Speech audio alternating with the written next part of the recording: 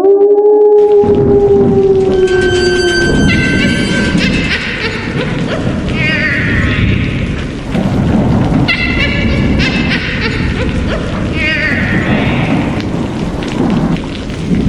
کا وقت تھا، موسلادھار بارش ہو رہی تھی۔ آسمان پر کالے بادل اس طرح گرج رہے تھے جیسے کوئی خوفناک طوفان آنے والا ہو۔ سڑکیں سنسان پڑی تھیں۔ کمرے میں رامو اکیلا بیٹھا ہے۔ دیوار پر اس کے پتا جی کی ایک تصویر ہے اور رامو کے ہاتھ میں اس کے گاؤں کی زمین کے کاغذات ہیں جن پر سرخ سیاہی سے رام نگر گاؤں لکھا ہے۔ جیسے ہی وہ کاغذات اٹھاتا ہے، اچانک کھڑکی کھلتی ہے، ہوا کا ایک تیز جھونکا کمرے میں آتا ہے اور میز پر رکھے تمام کاغذ نیچے جا گرتے ہیں۔ رامو گھبرا جاتا ہے۔ جیسے ہی وہ کھڑکی کی طرف دیکھتا ہے، اسے دو سرخ آنکھیں دکھائی دیتی ہیں۔ وہ ڈر کر جیسے ہی دوبارہ دیکھنا چاہتا ہے، وہاں کچھ نہیں تھا۔ ایسے میں دروازہ کھول کر اس کی ماں کمرے میں داخل ہوتی ہے۔ رامو کو زمینوں کے کاغذات اٹھا کر بیٹھا دیکھ کر کہتی ہے، رامو، میں نے تمہیں کتنی دفعہ کہا ہے اس زمین کا خیال ذہن سے نکال دو، وہ آسیب زدہ ہے۔ مگر رامو کہتا ہے، ماں، ہمیں وہ زمین بیچنی ہوگی، اس کے علاوہ ہمارے پاس کوئی چارہ نہیں۔ ماں کے چہرے پر خوف ظاہر ہوتا ہے اور وہ کہتی ہے، جو بھی اس گاؤں میں گیا ہے وہ کبھی واپس نہیں آیا، صرف تمہارے پتا جی تھے جنہوں نے اس آسیب کو قید کیا تھا۔ باہر بارش اب بھی جاری تھی اور وہ پیچھے کھڑکی میں کھڑا آسیب اور بھی قریب تھا۔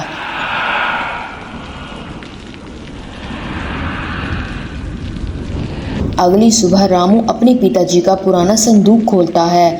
اس میں کچھ تصویریں اور ڈائری تھی۔ رامو ڈائری کھولتا ہے۔ اس میں صاف لکھا تھا کہ جو بھی رام نگر گاؤں جائے گا پیچھے مڑ کر نہ دیکھے۔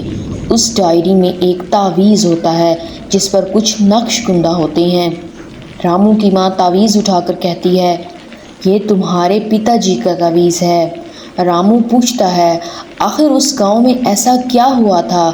یہ سب انتم وشواس کی باتیں ہیں۔ کمرے میں اچانک ٹھنڈی ہوا چلنے لگتی ہے۔ ماں کہتی ہے، جب وہ اس آسیب کو قید کرنے گئے تھے یہ تعویذ ان کے پاس تھا۔ شام ہونے پر رامو ایک بیگ میں وہ ڈائری رکھتا ہے اور رام نگر گاؤں جانے کے لیے تیار ہو جاتا ہے۔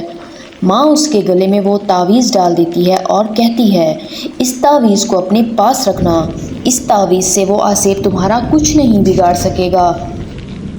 رامو گھر سے نکل جاتا ہے۔ شہر کے شور کے بعد راستہ سنسان ہو جاتا ہے اور پھر جنگل شروع ہو جاتا ہے۔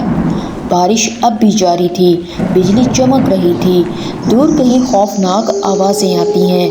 رامو ڈر کر رک جاتا ہے، اسے لگتا ہے کوئی اس کے پیچھے چل رہا ہے۔ وہ رک کر دیکھتا ہے مگر پیچھے کوئی نہیں ہوتا۔ ہاں، مگر وہ سرخ آنکھیں اسے اب بھی گھور رہی تھیں۔ جنگل کے بیچ جب وہ پہنچتا ہے اسے ایک آدمی دکھائی دیتا ہے جس کا رنگ سیاہ تھا اور وہ عجیب طریقے سے رامو کو دیکھ رہا تھا۔ اچانک بولا، کیا تم رام نگر گاؤں جا رہے ہو؟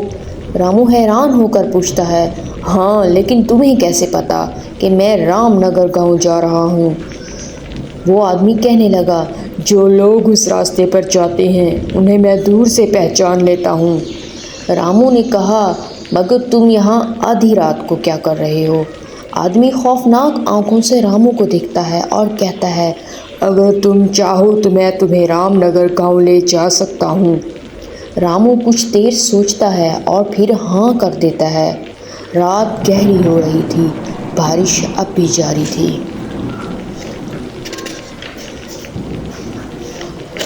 جنگل سے گزرتے وقت رامو کو پیچھے جھاڑی میں کوئی آواز آتی ہے۔ وہ رک جاتا ہے۔ سیاہ آدمی فوراً کہتا ہے، یہاں پر رک کر دیکھنے کی غلطی مت کرنا۔ وہ آواز اور قریب آ رہی تھی، جیسے کوئی بلا رہا ہو۔ رامو ڈر جاتا ہے اور کہتا ہے، کوئی مشکل میں ہے، ہمیں اس کی مدد کرنی چاہیے۔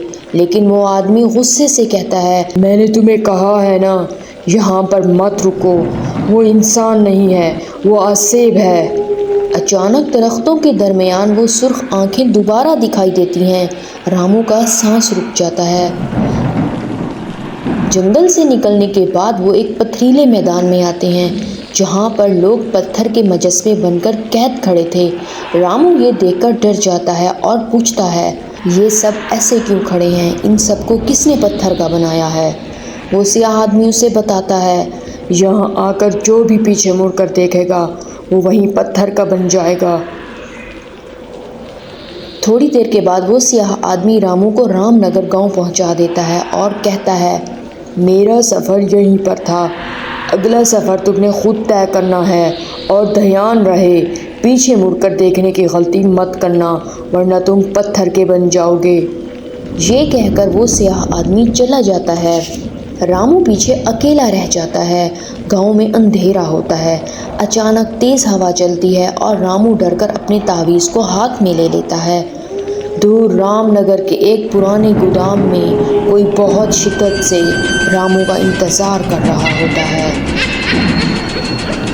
क्या रामू अपनी ज़मीन के कागजात निकाल पाएगा या ये ऐसे रामू से उसके बाप का बदला लेगा? पार्ट 2 देखने के लिए सब्सक्राइब का बटन दबाएं।